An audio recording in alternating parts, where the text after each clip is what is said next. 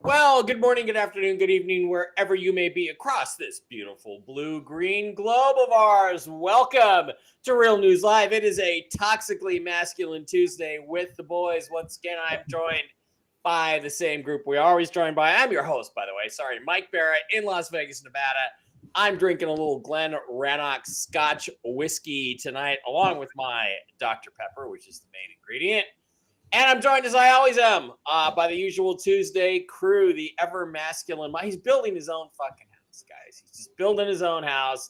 Dr. Brooks Agnew, somewhere in the Carolinas. Brooks, how you doing on this fabulous Tuesday evening? And what are you drinking? Well, it was a little chilly today, almost snowing, just kind of above the freezing point, so it didn't work too much on the house. But I got a lot of stuff done, and I'm drinking hot coffee tonight because it's cold as hell outside. Oh, right. Wow. Yeah, it's snowing on parts of the East Coast. DC's getting hit a little bit, and I think I play this this bird feeder cam for my cat in the bedroom. Yes, I am that bad. I get up in the morning and I turn on her bird feeder cam, and she sits there and watches on my bed and watches the birds. It's from Cornell University in New York State, and it was snowing there earlier, so it's like, yeah. Big storm coming out.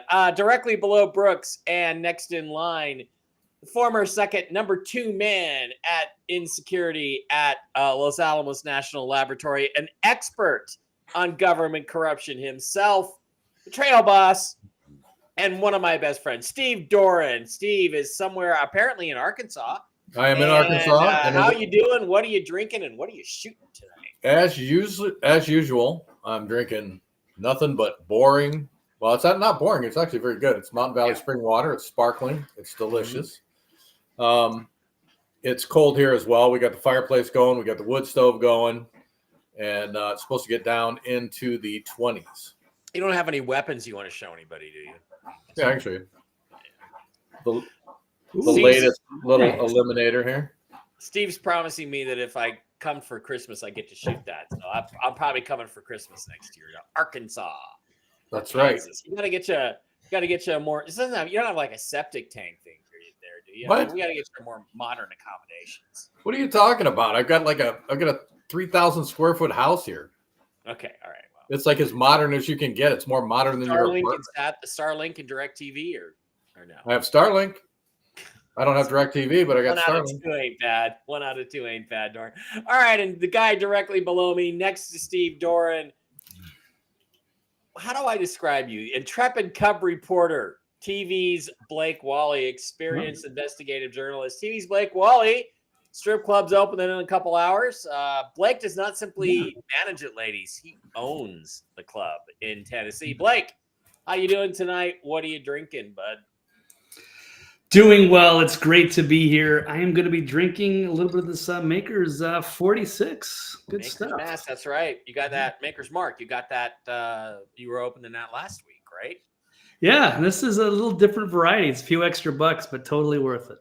It's kind of see-through there. It looks like it's a broken glass. Yeah. Okay. That. That's interesting. Oh, okay. The guy that's asking what is the gun, it's called a brawler. A brawler. Yeah. Okay, yeah, they are asking that. What kind of gun is that? All right, boys. Let's actually start real quickly with the Super Bowl. I was going to do a strictly football show today, and I didn't because I had a really nasty headache. But I took my Midol, and I'm feeling better. Everything is aching less than it used to. I just had a bad day, and I'm going to bed really early. But hey, Kim Rack, how are you? I was talking to Kimberly earlier. Great to see you here, Kim. Kim is a great patriot, and we love her, just so you all know. You're going to meet her someday after the financial reset. Okay, so I wanted to ask you real quick. I know, Brooks and Steve, you're not super big football fans, but... You know what? I didn't watch it. I don't know who played. I didn't have anything to do with any of it, so you can leave me out of this segment because I really don't give a shit. What I thought was interesting is Donald Trump got cheered. Taylor Swift got booed. And we could play the audio. I guess I could play the video of that in a second. But that is an interesting culture shift. The halftime show, half the people say it was satanic. Half the people say, no, he was calling out the pedophiles, whoever this Kendrick Lamar guy is. And the Chiefs, who have had all of this favoritism from the refs, only got one call at the beginning, and then they got nothing pretty much after that. And they let Patrick Mahomes get mauled by the defense. And of course, we found out what Mike Bear already told you years ago, which is that the guy can't handle pressure. There are quarterbacks who pressure mitigates the quarterback's abilities all the time, but Mahomes doesn't handle pressure well at all. He's very overrated in that department, and he wins when he doesn't get any pressure. But what I thought interesting was that it's Shannon Sharp, who lives actually down the street from my friends Jim and Regina Mitchell in Las Vegas, and a Hall of Fame tight end. And I don't like the guy much. He's a Trump-hating, brainwashed lunatic. But he did say something really interesting. I'm going to throw this to Brooks and Blake. He did say, they wanted to fix the game for the Chiefs because they wanted the Chiefs to win 3 in a row, which no team had ever done, and call it a three-peat and all that stuff. And but they had to pull the narrative because there was so much conversation during the week leading up to the Super Bowl about the games being rigged and fixed. Do you, either one of you guys, Blake or Brooks, and just jump in, believe in that narrative or think there's anything to that? And do you think that the cheering of Trump and the booing of Swift is signaling a major cultural shift? Blake, any thoughts? Brooks, any thoughts? Yeah, I would say it's definitely sent a message, and maybe everything's changed now. I truly believe that the Chiefs were going to find some way to win. The NFL had so much invested into that brand. It's also all the commercials with State Farm. They love Patrick Mahomes. So I thought it was a shoo-in. They would just figure out a way to win. I put like $28 on it. Obviously lost. Philadelphia dominated, and it shows how much. Yeah, you said you got the first call, and then everything else shifted. But part of it was just shows you the importance of having a good offensive line, so you can stand back in the pocket and block. And defensively, the Eagles are pretty ferocious up front, and Mahomes didn't have time. So we've talked about this before, Mike, just about, is Mahomes overrated because he has the luxury of playing with Andy Reid and has Hall of Fame receivers. I mean, he's played with Tyreek Hill, and Travis Kelce's a Hall of Famer. Andy Reid's obviously a Hall of Fame, probably the best scheming coach. Yeah, I think so. And again, I've never been impressed with how he handles pressure. And to give an example, my guy that I love, I don't necessarily think he's better than Mahomes, but Russell Wilson was under pressure his entire life and handles it much better than Patrick Mahomes does. Still makes plays downfield, still makes big plays. Mahomes just sort of shrinks when you hit him. Brooks, did you think about anything about I don't want to talk so much about the game. I was surprised they allowed the Eagles to stomp all over them like that. The Eagles had the one of the strongest defensive teams in the NFL. So I knew they were going to bring the pressure to Mahomes. Right. And Mahomes started out with those 1 second passes, like get the ball pass. Yeah. But the Eagles were applying a lot more pressure, which forced Mahomes out of the pocket over and over and over again, and he was making mistakes because of that. And it just wore him out. But as to the Taylor Swift thing, a lot of people don't know that I would say was probably 2/3 of the stands were filled with Eagles fans.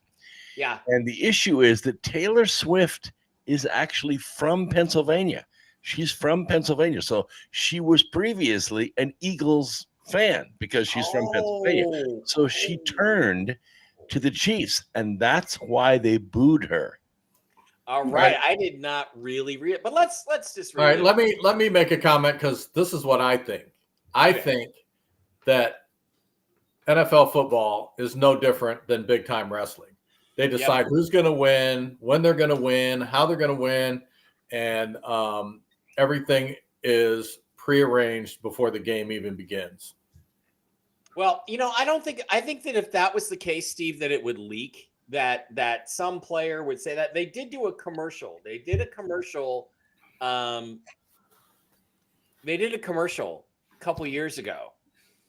This is the script for this season, where the players were doing a table read of the script, who was going to get injured in what week, what their record was going to be. So it's almost like they were admitting it in front of everybody. I don't think it's quite that scripted because I don't think you can get all the players and coaches to agree to it.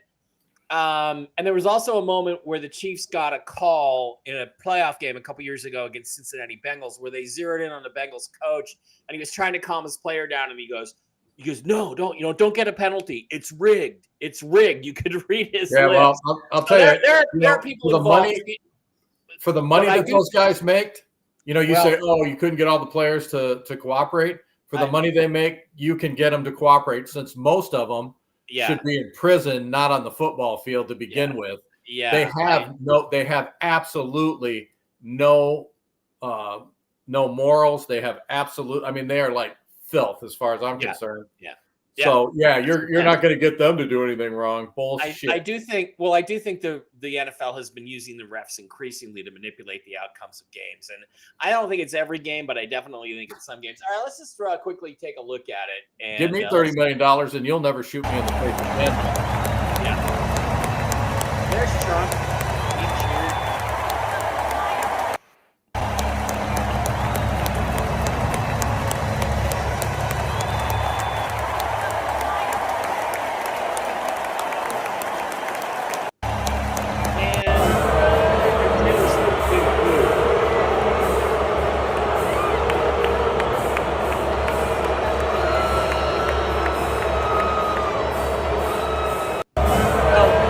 So Brooks, what you're saying is you don't view this as you view this as more of a Philly fans. Philly fans Philadelphia, not liking Taylor Swift changing teams on. Yes, Philadelphia is not the city of brotherly love. No, it's absolutely not. And if you turn on them, they will turn on you. It's the city. And by the way, I've on good authority that they hate traffic lights. Yeah. It's the city of there's a special asshole school they send you to in Philadelphia. Although Tony Bruno is from Philadelphia, Philly fan, and he's been really good to me. He's a great sports announcer. Had me down here at Radio Row at the Super Bowl last year for an interview. That was really cool, hanging out with some football players. That Dan Marino. You don't realize how gigantic fucking Dan Marino is. So okay, so then you don't feel like Brooke, Blake? Let me ask you. Everybody's arguing it's a cultural shift. That Trump being cheered and Taylor Swift being booed, but Brooks doesn't really see it that way. What do you think, Blake? I'm open to the idea that maybe things are going to be changing into this more pro-Trump, pro-Americana culture, and they're going to reject the Taylor Swifts and Kelseys. But, as Brooks says, the Philadelphia fans are going to boo everybody and everything. That's just in their nature. So it's a tough call. We'll see what they do going forward. I know that Goodell still wants to do his, DEI stuff. They got rid of the slogans in the end zone. He's going to continue to try to keep things the way they are. But I think you're seeing that change culturally across America. That we want different. Yeah. Okay, so let's move on to the news. It's really interesting what's been going on this week. Again, Doge has continued to dismantle different departments of the U.S. government. And of course, the Empire Strikes Back. So what's happened is you had a bunch of Democrats, and I go into the, and Twitter, they have a following, which is where I see all the people that I follow, that the algorithm, of course, Brooks, allows me to see. It doesn't hide from me, right? Yeah. And then you go to the For You section, which is full of all these fucking libtards, like Anna Navarro. By the way, Anna, you're a fat cow, okay? And by the way, I'm betting I'll put $100 right now. That Anna Navarro fat ass is going to be on the U.S. aid pay list. She is going to be one of the journalists, the ones who are the most virulent in their hatred for Trump. You're going to find when lists come out of who in the media has been getting paid by USAID, she's going to be on, and then a whole lot of other people like Joy Reid and all these psychopaths, Rachel Madcow. And every single one of them needs to be charged and go to jail if that is true. If they are on those lists, if they took money to basically betray the public and lie to the American people because they were getting paid under the table, man, they've all got to go to jail for racketeering, if nothing else. But having said that, they're trying to make out these challenges. We've had 2 or 3 district judges now try to order Donald Trump to stop laying people off, to give them their jobs back, to reinstate the websites that they've taken down, to put the signs back up.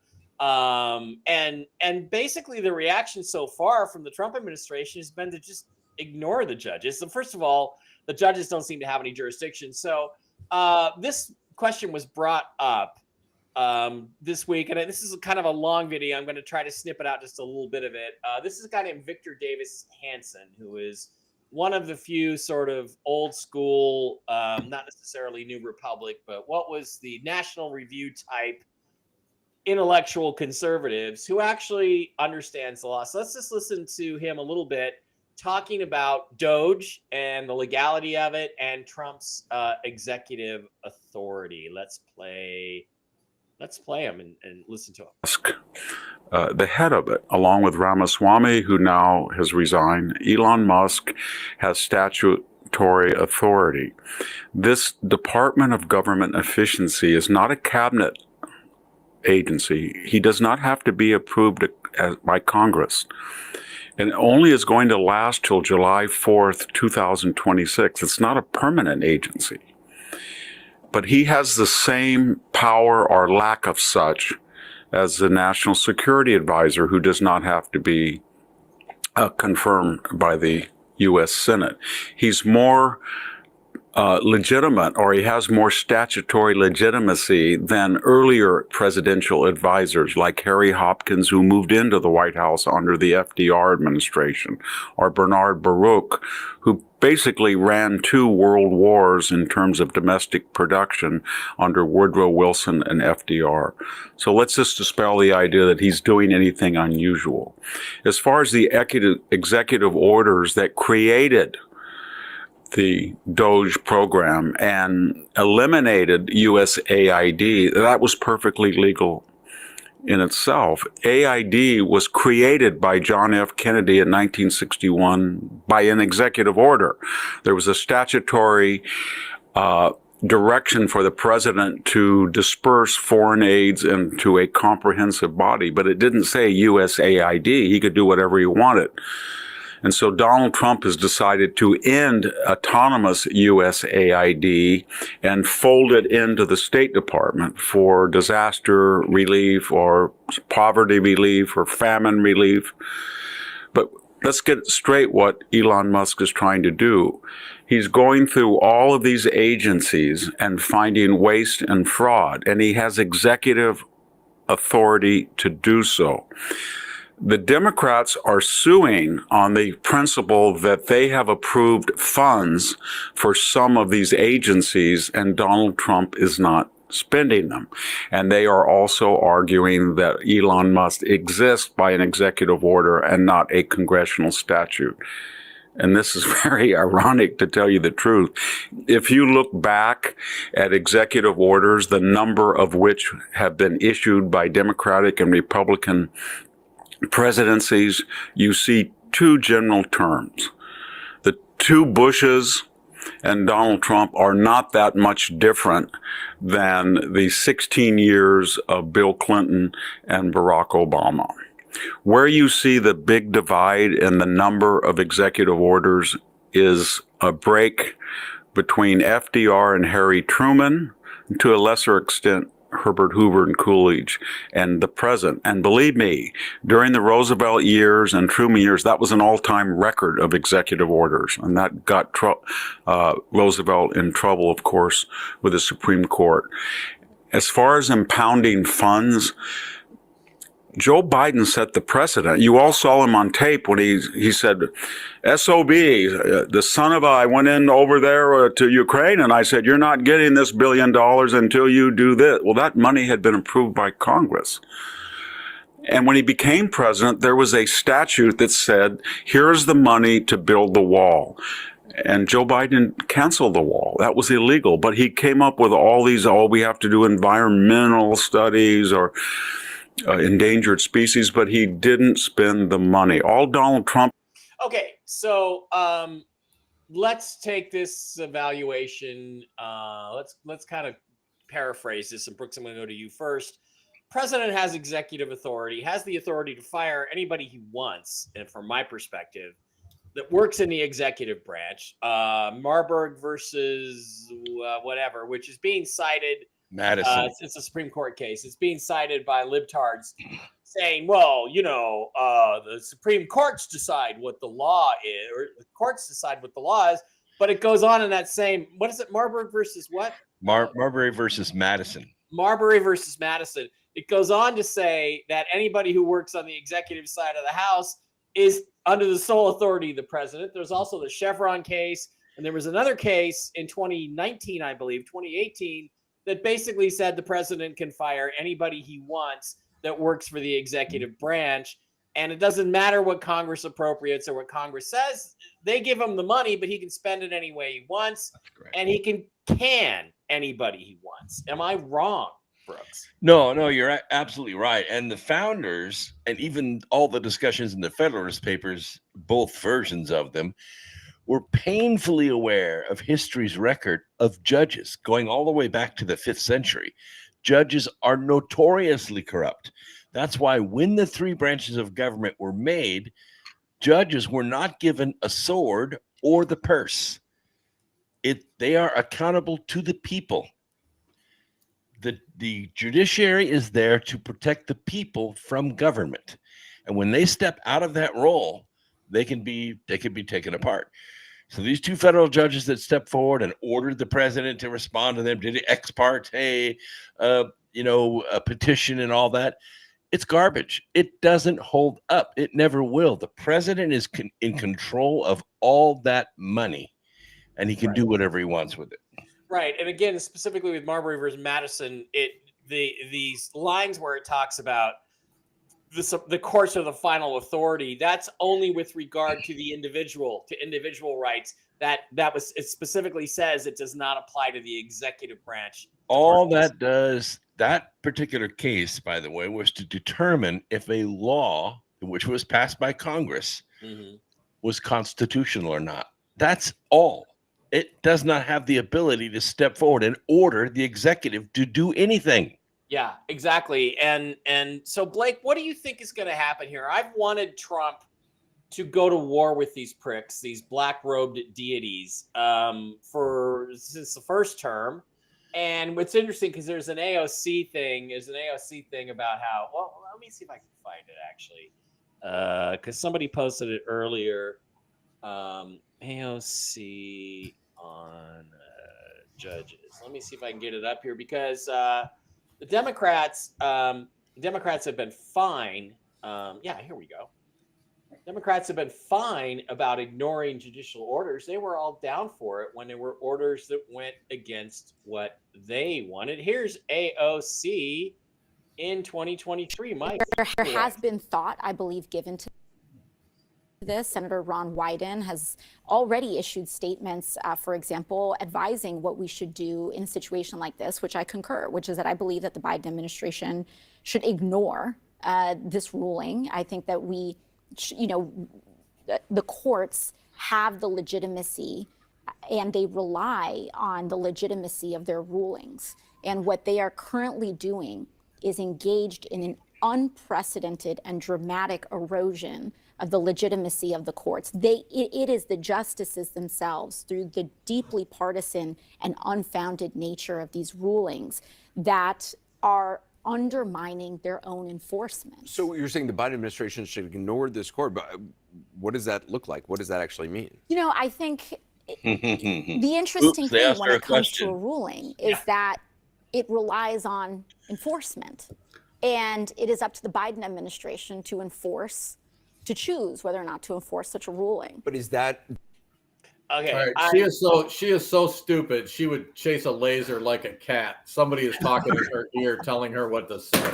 Nice. I don't care how dumb she It's is. so good. So cute. Those boobs and that butt. I just think she's so Yeah, cute. I mean, that is the most intelligent thing that ever came out of her mouth, and it was not her saying it. Somebody was telling her exactly what to say. Yeah, I agree with you. Okay, so Blake, I'm going to get to Steve in a minute on the justice aspect of this, but Blake, isn't it really correct that this whole myth that judges have the final say on anything was created in the late 1960s liberal law schools, and it's been furthered by the news media, which is also, as we found out, been being paid out of the USAID fund for the last 50 years. It's supposed to be co-equal branches of government. The judges can make rulings. It's up to the executive to act on that. And I got a feeling Donald Trump is not going to act on these rulings when they're completely illegitimate and they go against what's already been established in the law.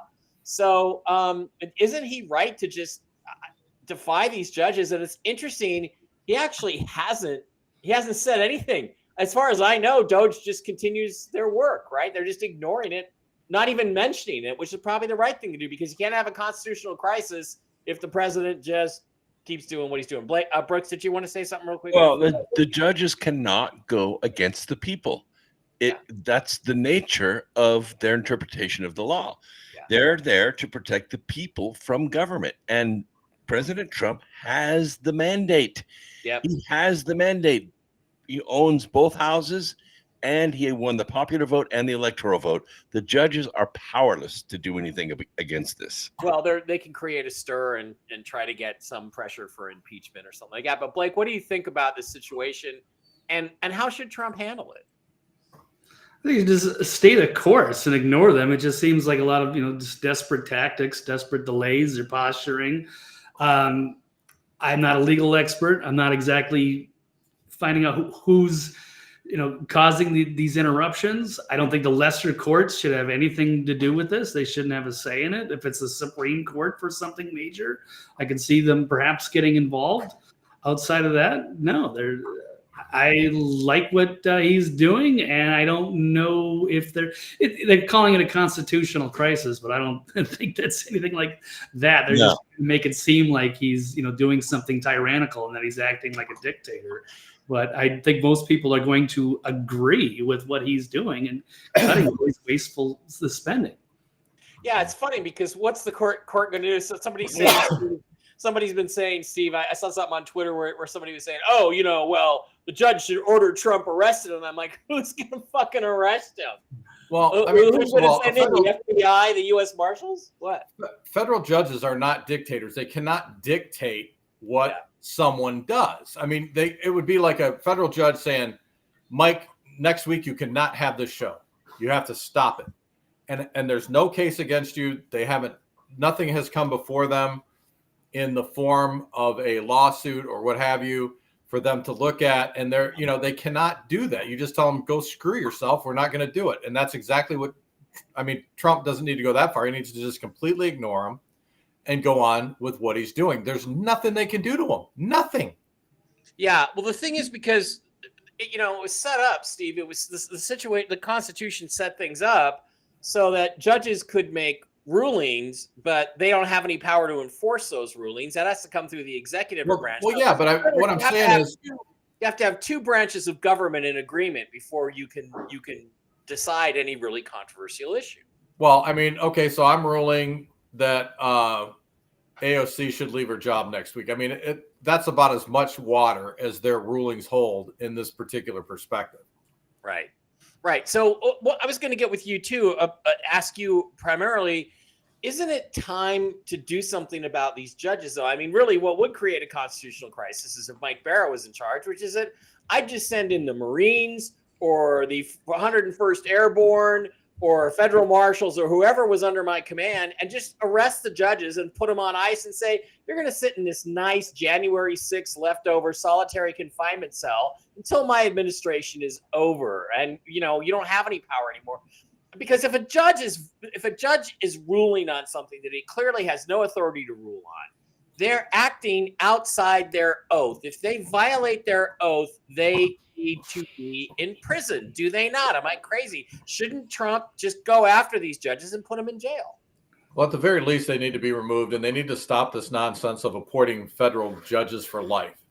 They need to have a term that they sit. So if they're crazy people like these individuals that are going after Trump, they're gone. They can be replaced after a certain amount of time.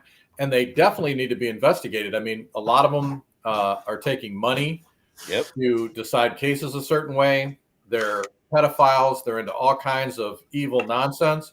and they're no different than the rest of us. They need to be investigated. They need to be checked on a regular basis to make sure that their bank accounts aren't bulging because of what they're doing behind the scenes. All of that stuff, that they're doing, that Elon Musk is doing with all of these agencies, need to be done to every single federal judge. Yep. It's time to get and again, this whole concept of the judges being the final say on something and being able to issue orders on areas completely outside their jurisdiction. They don't even know what they're talking about most times. They have no expertise. They have no expertise. They don't even know what they're talking about. But this whole thing was created in the 1960s because that was the only way liberals could execute their plans to destroy America, was through the judicial system, through corruption of that system, because the American people wouldn't support them and never have. And if you ever sat through a federal trial, or if you want to see what a federal judge does, go to a federal trial. 99% of the time, they're asleep. They don't even know what's going on. That's right. They're totally out of it. They're sleeping on the bench while the trial's going on, and they might wake up 2 or 3 times, and then one of their clerks has to tell them what happened. It's ridiculous. Brooks, you had a point to add here. Well, like for instance, when you read this ex parte injunction that was filed Saturday at 1:00 in the morning, by the way, 1:00 in the morning. Yeah. It makes statements like it caused irreparable harm. And yet there's no representation of what the irreparable harm was. Right. They're just making a statement. So these kind of empty threats are just that. And Alina Habba is going to take all this apart, and these guys will be bogged down in process. I don't want to support. I don't want things to go to Supreme Court because I don't trust them either. I think there's a lot of corruption on the Supreme Court. Well, these kinds of things don't. You have to have a lawsuit and a judgment from the lawsuit to go to the Supreme Court. Right. You don't just have judges. The first judge who ruled on this, trying to stop this, he didn't even cite any law to justify his decision. Right. If you can't cite law, you don't actually have a judgment. That's correct. So, I don't know what's going to happen, but so far Trump has just ignored it. Meantime, so far, Elon Musk went to the Oval Office today, and it is comedy gold. Let's listen in on some of the things that were discussed when he took a few questions from the press. and this is big numbers. Talking about $100 to $200 billion a year. Sure. Serious money. Mr. Musk, you said on X that an example of the fraud that you have cited was $50 million of condoms was sent to Gaza. But after fact-check this, it apparently Gaza in Mozambique, and the program was to protect them against HIV. So can you correct the statements? It wasn't sent to Hamas, actually. It was sent to Mozambique, which makes sense why condoms was sent there. Yeah. And how can we make sure that all the statements that you said were correct, so we can trust what you say? Well, first of all, some of the things that I say will be incorrect and should be corrected. So nobody's going to bat 1,000. I mean, we will make mistakes, but we'll act quickly to correct any mistakes. I'm not sure we should be sending $50 million worth of condoms to anywhere, frankly. I'm not sure that's something Americans would be really excited about. And that is really an enormous number of condoms, if you think about it. But if it went to Mozambique instead of Gaza, I'm like, okay, that's not as bad, but still, why are we doing that? Can you talk? This is big. Again, Blake, I want to start with you on this one. I personally don't want my government to have enough money to send $50 million worth of condoms to the fucking moon, much less Mozambique or anywhere that isn't the United States. Do you think that this is obviously, let's face facts. They didn't send 50 million condoms is like, Jesus, that $50 million worth of condoms has got to be, it's got to be 100 million condoms. I seriously doubt those actually got there. I seriously doubt more than, 20 of them got there. So where'd the rest of the money go? And nobody asked the question, why is Mozambique so full of AIDS? Why? Why Yeah, is it so full of yeah, HIV? exactly. And we know if they're going to Mozambique, they were all extra large and large condoms too. But Blake, how do you feel about your country? I've been in locker rooms. How do you feel about your country of sending $50 million worth of condoms anywhere, including not the United States, anywhere that's not the United States? What do you think about that? Well, I'm not outraged over it, but it is absolutely ridiculous, and that shouldn't have happened. And I completely agree. Most of that money probably didn't actually go towards the condoms. I want to see a full audit of that. Yeah, I can see maybe some humanitarian capacity if there's a poor country and they've got AIDS or an overpopulation problem, and we had a budget surplus and we just didn't have anything else to spend the money on, then maybe, yeah, we could send a goodwill gesture. But no, this is just another one of these insane programs, whether it's Gaza in the Middle East or Gaza in Mozambique. It should never have happened. Yeah. Any other thoughts, Steve? How many condoms do you need in your lifetime to keep from having more little mini trail Well, buses? I mean, there? first of all, what would you do with that money? What would you do first with of all, that have you ever money been to Africa? if it wasn't spent on? Wait a minute. What would you do with that money if it wasn't spent on condoms for Mozambique? Where should That money should go to the American citizens. I mean, it should go back to the people who paid the taxes in. I'm so sick and tired of sending all this nonsense overseas, all this LGBTQ, whatever the hell it is, trying to convince everybody that they need to be woke around the world and using American tax dollars to do it. I guarantee you that if they sent $50 million worth of condoms to Mozambique, they were used for everything except being put on someone's penis to keep from getting AIDS. They used them for everything else. They used them for water balloons. They used them to shoot up illegal drugs. They did not use them in the capacity that they were sent for. That's why the AIDS epidemic there is huge and it continues to grow. So whatever was sent was not that.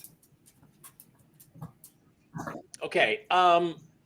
Brooks, any other thoughts on $50 million? Well, I mean, it's just a type in a shadow. What Elon Musk is trying to bring the light to is the extent to which American taxpayer money is sent out to for things that the American people did not approve.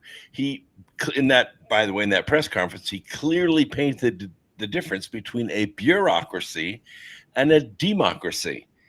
And we now live in a bureaucracy, and that is the purest definition of tyranny, because we have no representation in that government. And that's what he's trying to do. $50 million could have done for our infrastructure. I mean, this is the thing. We send all of this money overseas. Our infrastructure suffers. Our school systems are run by lunatics, and it's like all of that money could be used to better this country. I really don't care about any other countries. I care about this country. We take care of us first. After we're taken care of, if we got a few bucks to send Mike over to demonstrate how a condom is used in Mozambique, hey, send them. I don't care. Ambassador. I would also say $50 million would have gone a very long way to the people of North Carolina. Yeah. That's what I'm talking about. After the flood. Yeah, exactly. That's what I'm talking about. And you know, it's just ridiculous. All of this money that we send for all of these ridiculous reasons. And the American people, I mean, there's a certain group that's behind it, but 99% of the American people do not want that to happen. They do not want their money used that way. Right. I'm sure. Are you going to hit on the Social Security thing? We are going to get to that. No, I was just going to say, and the fact that, Social Security, as an example, if Blake's the oldest of all of us here, so I'm assuming he's drawing Social Security at this juncture.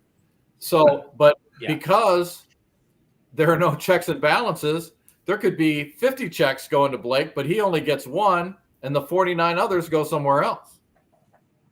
Yeah. And that's really maybe I was going to do something different next, but maybe I'll go on down to that one. Okay. Yeah, Elon also mentioned a program on the street, living like animals. All of these mentally ill people living on the street, living like animals. And I'm not talking about the drug addicts and people who put themselves there, but there are a lot of mentally ill people that need help. There are a lot of veterans that need help. that have nowhere to go. They're freezing to death. I mean, I was in Houston when that big storm hit, 20 degrees, and all of those people, it's like, should have been helped with our tax dollars, not 50 million going to condoms in Mozambique. Yeah. Okay. So speaking of that, since you brought it up, I'm going to flip over to this, and Elon Musk in the White House today addressed that. So let's listen to Elon.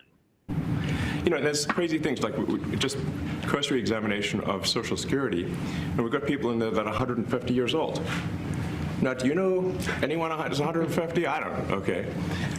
They should be on the Guinness Book of World Records. They're missing out. That's a case where, I think they're probably dead. It's my guess. Or they should be very famous. One of the two. There's crazy things like just cursory examination. Yeah, again, what he's saying is they've already found with just a very basic cursory examination of the Social Security records, multiple people over 150 years old receiving Social Security. They're obviously dead. So again, it goes right to what Steve just said. Who's actually getting this money and where is it actually going? Brooks, any thoughts? Well, yeah, and then he mentioned that no deduplication has been done on, and they found 10,000 people with the same Social Security number, and many of those 10,000 had the same mailing address. And my guess is that none of those people are of retirement age. So who's collecting the tax money? Well, the employer is. The person's not paying anything in because they're getting paid in cash. So where's that money accumulating? Well, it's accumulating in some dark account, and they're draining it. And there's not just one example like that. There are hundreds of thousands of examples like that. And all of those should be immediately cut off. I mean, today they need to stop the payments today. Right. Anyone over 100, proof of life. We want proof of life. Anyone over 100. When I retired, one of the part-time jobs I took for the Los Angeles Police Department was going around the country, and I would go knock on the door because when somebody hit 90, and I would say, "Is Blake Wally in today? Can I speak to him?" And if the family said no, then guess what? The benefits stopped that day. If they said, "Oh, Dad's in ABC rest home," I'd go over to the rest home. I'd say, "I need to see Mr. Wally." They'd take me in, verify it was him, benefits would continue. And they would do that ever so many years after they reached the age, I believe, of 75. So from 75 on, every 2 or 3 years, they would send a representative out who was a former policeman to talk to these retired policemen and see if they were actually alive. And then if we couldn't locate them, the benefits stopped that day. I mean, that day, not next week, not next month, that day. It's really interesting because they're saying Doge has found, they think already, as much as $160 billion in waste, that there's a lot of it's now been returned, or the spigot's been turned off, and so that stopped immediately. But it is really interesting because people, for some reason, want to bring up Elon Musk. So let's take a look at what Donald Trump had to say on Air Force One a couple days ago. What about Elon Musk's finances? He just put out why does Elon's financial disclosure remain secret? Because nobody's looking at that. We're looking at all the corruption that's taken place. His financial disclosure is largely the number of shares that he's got in very public companies, and that's not secret at all. If you read that, you'll see a lot. He talks about his whole thing. I read one where it really gave a very good history of him, but basically it's a number of shares times a certain stock price. So why is that not public? It is public. All you have to do is read it. Trump seemed a little irritated by that, but Blake, is Elon Musk the issue here, or is government waste and inefficiency? And let's stop calling it waste and inefficiency.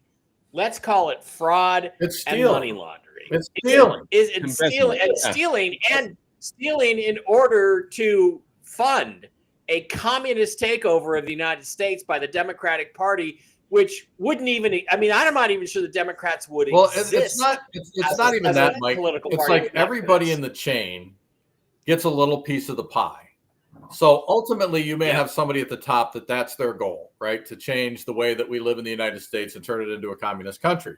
But everybody from that guy down gets his little cut in some way, some form. I mean, when I was at Los Alamos, they would get brand new fire engines that were millions of dollars, brand new, like built yesterday. And within a week, they were recycled and gone. Oh, where's the fire engine? Oh, we recycled it. Well, it was a week old. It didn't even have any miles on it. It had like 2 miles on it. Where's the fire engine? Oh, well, we don't know. It's gone. And then we would find it where some guy resold it to some municipality somewhere else for a third of what your tax dollars paid for it. And then everybody took everybody got a little of piece of the pie.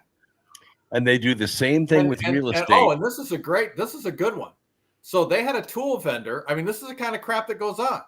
And he was paying off the higher ups up the chain, and he was a tool vendor. So they would call him on the weekend and they would say, hey, we need 3 hammers, 4 screwdrivers, and 5 monkey wrenches. He would go to Walmart. He would purchase those tools.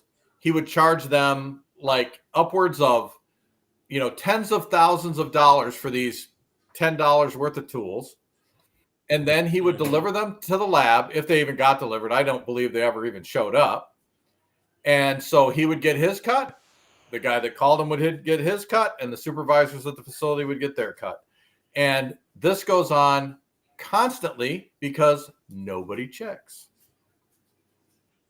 Interesting. So, and we've known this for a long time. When I'm trying to get. I mean, you remember what was it? The $10,000 toilet seats back during.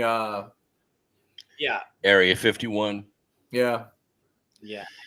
But, I mean, okay, there we go. I'm having a little trouble. I spilled Dr. Pepper and whiskey on my keyboard, so I'm having a little trouble navigating. Sorry about that. Go ahead, But it doesn't matter. I mean, it's all theft, and they need to be prosecuted to the fullest extent of the law. All of them. Everybody in the chain needs to go to jail. Well, let's look at the big ones. Look at Chelsea Clinton received $84 million, $3 million of it from USAID, and she spent it on her wedding. To be fair, she denies that. It actually went to the Clinton Foundation. Oh, whatever. So, Blake, okay, so again, Blake, should Elon's private finances be public as part of this? I don't see the equivalency between Elon and the U.S. government. He's an employee of the government, as Victor Davis Hanson pointed out. He's completely illegal in what he's been hired to do this job. Should he be investigated though? And and it is already. Aren't his finances pretty much public already? Yeah, I would think so. And a lot of his wealth is going to be tied up in stocks and what have you. They're trying to make a spectacle like he's going to go in the treasury and start, stealing Social Security numbers.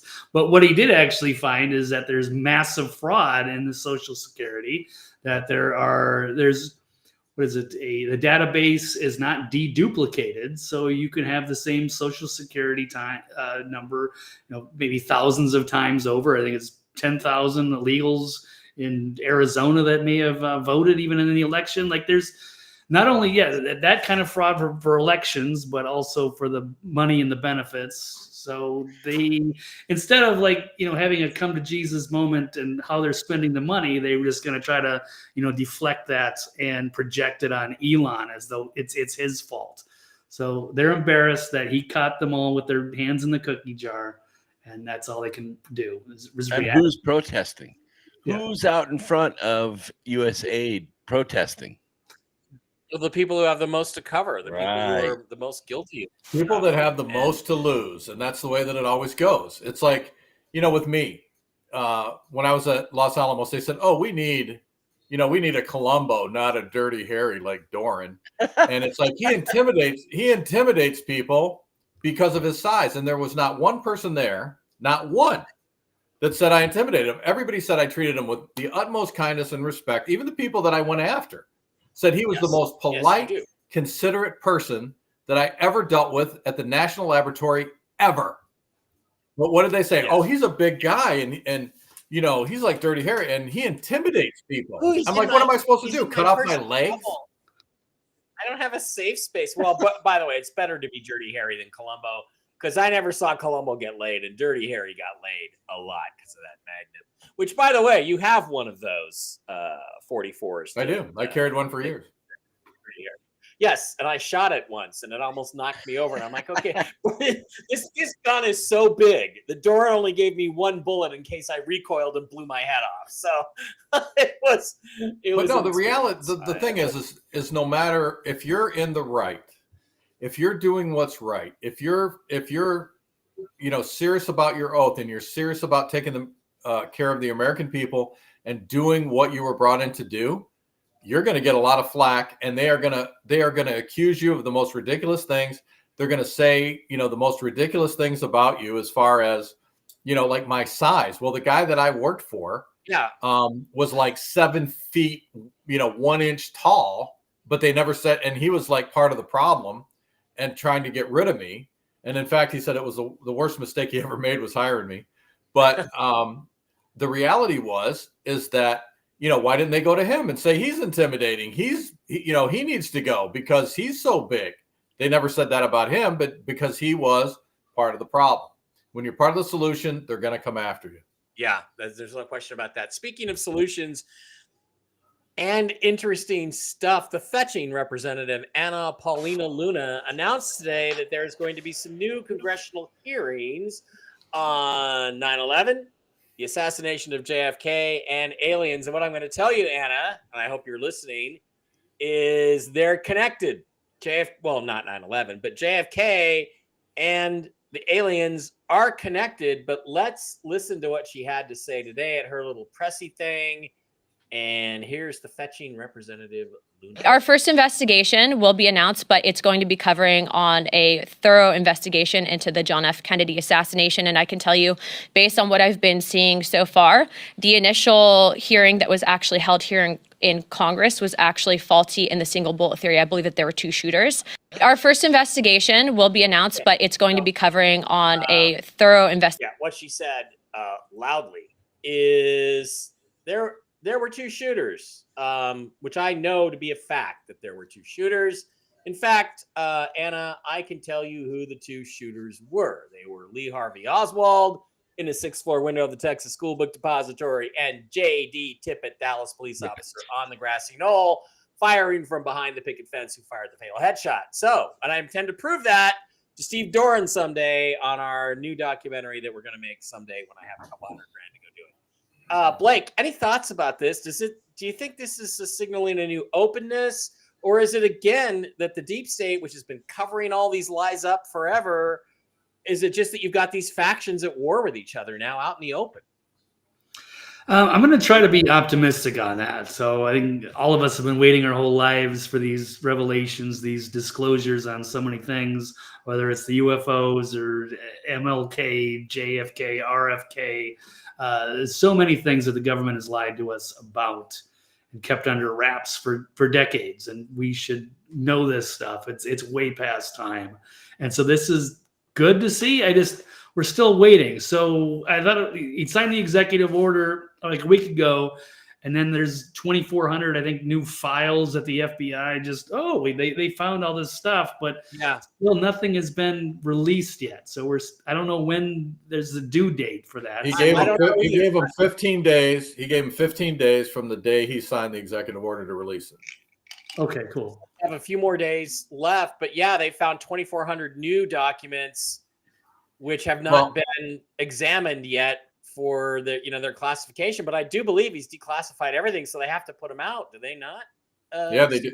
Well, they do. And then according to Kash Patel, that the shooting itself isn't the big part of the story.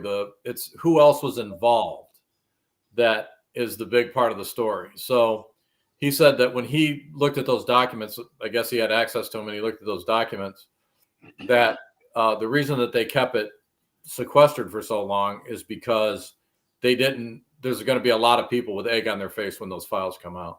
Well, yeah, and I'll tell you, who was involved. CIA, who were the muscle that carried it out. They're the ones who hired Oswald and Tippit. And LBJ knew about it, although he did not direct it or order it. It was MJ12 that did it. But Brooks, any thoughts about this? And do you feel optimistic we're going to get to the bottom of some of this stuff? It is rumored that Trump told Roger Stone it's terrible what's in the JFK files. Yes, and I think Anna, what she needs to do first is buy your book for everybody on the committee. There you go. And the second thing they need to do is have you come to DC and give your talk to them. Yeah, that'd be great. That would be epic. I'd love to do that. And I think Blake has sat through it and Brooks has sat through it. Steve filmed it. I gave Steve a private one in Phoenix, at his well, out no, TV. well, we had that. No, you spoke about it. I forget where you were at. Yeah, but yeah, so I agree, because I think it opens up a new layer of questions. The question isn't, was CIA involved? To some extent, they obviously were, because I think it's going to be pretty clear that Oswald was a CIA asset, as was Ruby, if not CIA, then FBI. But it's who was behind them giving the orders and why. It's like the mechanics of who did it will lead us down to where the orders came from. The question has to be why. Right. And what I obviously I have my own pet theory on why, but there were, Richard Belzer, the comedian, once said, it's not who wanted to kill JFK, it's who didn't want to kill him. But what was it that finally, what was the straw that broke the camel's back? And I think it was opening this office to go to the moon together with the Russians, because we all know that's where he was going. Show you what's really on the moon, and it's not a bunch of fucking rocks. That's where he was going that day. Had they let him get to his destination at the trademark, the Dallas trademark, yeah, it would have all been out. They had to stop him before that 1965 Continental came to a stop. Yeah. Okay. So anybody else, any other issues that came up this week that you think are really important? There's been hostages released. Trump did sort of basically say, look, if all the hostages are not out by Saturday, there's going to be hell to pay. I think that's exactly what he said. And that's exactly right. Supposedly loaded up some Moabs, the mother of all bombs, and gave them to the Israelis, or is flying them over there. So what do you guys think? What do you guys think is going on with that? And are there other issues you want to bring up here? Well, I mean, I think that in the Middle East, we discussed a little bit last week. Like I said, the Palestinians, as we know them, they're sort of the Jordanian gypsies, and the wall that Egypt put up to keep them out is absolutely phenomenal. No Middle Eastern country wants them back. They don't want them in their country. They don't want them around. They're known troublemakers. They know that if they come in, if they're not fighting against the Jews or Israel, they're going to fight against them. So nobody wants them around. Nobody wants to take them. So the reality is that if Trump wants them dispersed across the globe, he's going to have to put pressure on different countries and say, hey, you're against Israel. You don't like Israel. So we're trying to keep the peace, and you're going to have to take these people, because I'm telling you, nobody is going to willingly do it. They're amazingly evil, and they live to just terrorize anybody and everybody that they come in contact with. Yeah. Blake, anything else that came up this week? I mean, how do you think things are going, and any other issues that you think are really important this week? Well, I guess just on that note, I mean, it's going to be a contentious issue more than I thought, as far as meddling with the occupation of Gaza. Apparently, like Saudi Arabia and Jordan do not like that idea at all, and there could be threatening whether they're with their BRICS currency versus a dollar. So I don't know how that's going to play out. I think the leader of Jordan is supposed to be in the White House with a meeting with Trump this week, and I don't know when there's going to be with the Saudis. So that's gonna be a tough one to figure that one out. And then Ron Paul has called that out, and also speaking of Ron Paul, they're floating the idea that he could perhaps take over as the Federal Reserve chair or play a big role. So I think that's pretty awesome. That would be the ultimate fuck you to the bankers, that's for sure. Wow. Okay, and Brooks, any other issues that you think are important that are going on right now? David Icke, by the way, says Donald Trump is just a tool of Israel, and Israel owns him. Like, yeah, I don't think really? that's true. He's got like $8 or $9 billion. I don't think anybody owns him. By the way, Laura, you're right. It was a 63 Continental. I misspoke. Yeah, the issue is that nobody wants to go back to Gaza. And I'm kind of for Gaza being turned into the next Riviera. Build a Suez Canal 2, turn it into Qatar, turn it into Dubai, give that place an economic shot in the arm, and let it take off. Two things it would do. First, it would short circuit the Belt and Road Initiative from China, because it goes right through there. And that if you empowered the Middle East to control that area, China would never make it through. And the second thing it would do is it would disperse the people that have lived in Palestine, for the last several hundred years. There was no such thing as Palestinians. No one ever called them Palestinians. So Yasser Arafat called them Palestinians. Right. And you're right, Steve. They are gypsies. They are professional moochers. They don't work. They use the system. They go to the emergency room every other day with their kids. I've lived around them. I've met them. I've made friends with them. They're all that way, no matter where they live. So, I mean, the reality is they have to, in order for Gaza to be successful, they got to go. They got to go somewhere else. And Hamas has to go. All those tunnels and everything have to go. I think the Iranian mullahs have had their day, and I just think they need to be ended and turn Iran back over to Persia. And as far as all these other countries, these other Islamic countries saying that they're going to do this, they're going to do that, we have a solution for that. It's called carpet bombing. Yeah, well, that's not peace, though. Let's just go with the nukes. So again, I feel like what he's doing is just saying we're going to come in and develop this area, the U.S. He's basically forcing Saudi Arabia and Jordan to do it instead because they don't want to give up that territory, even though it's just sand and dirt, but they don't want to give it up. So guess what? They have to come in and develop it. So I think but they really, Trump said that it was going to be the Americans that were going to develop it to keep it secure. Because if he lets any other Islamic country come in there, it's going to be the same thing over and over and over again. Right. So America has to control it. Yeah. Brooks, any further updates? There are rumors that Zelensky is ready to accept Russian territorial gains right out of Jassara, by the way. Those 5 territories, Zaporizhia and Donetsk, and all those. Lugansk, basically willing to accept those terms. So yeah. However, all of those areas that are the old mines and forests that were of the Soviet Union, they've been Russian for over 200 years. Literally over 200 years, they've been Russian. So for Zelensky to say, well, yeah, but you can have all these rare earth metals, all you really have to do is kick the Russians out of that area. That's not going to happen. Yeah. Trump will make the deal with Putin, but he's not going to make the deal with Zelensky.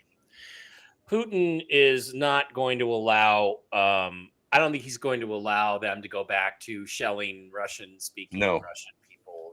The only deal we should be making with Zelensky is to give our money back. Yeah. Pay it back. Well, or he's got to talk and tell us where it all went, because if anybody knows, Zelensky knows how much he had to pay out to different people to do this. Well, see, there again, I don't believe he's in charge of anything. I mean, the guy is a freaking comedian. Yeah. He's just another figurehead. He doesn't know anything. I think they took videos of those guys filling up their Lear jets with cash every time they went to visit Kiev. Yeah. He once played the piano with his penis on Ukrainian television. So. The Black Keys, they're really skinny. Just the Black Keys. Okay, guys, that is, I believe, going to wrap it up. It wasn't actually all that eventful a week. There wasn't all that many things to talk about after the Super Bowl, but let's let everything go. We'll be back again next Tuesday. I'll be back tomorrow morning with Jen for another special early edition, 9:30 Pacific, 12:30 Eastern time of Tell the Truth Wednesday. And then I'll be on with Mark Z for Whiskey and Wisdom, where we talk about girls and scars and things like that. So we'll be back doing that tomorrow. I got a busy Wednesday. Everybody have a great day. Brooks, you're on tomorrow with your show as well, right? Yeah, tomorrow night at 8 p.m. here at America Free Radio. We're going to be covering a lot of fresh stuff. Tune in. I promise you'll have fun. And don't forget to sign up for the free newsletter. Sign up for the free newsletter. Get over to brooksagnew.blog. Go to the shop. Hit therapeutics for your Ivan and Roxy. Also, Tom Reed wouldn't mind having you on his nighttime shows once in a while. Yeah, we communicated today. Did you? Okay.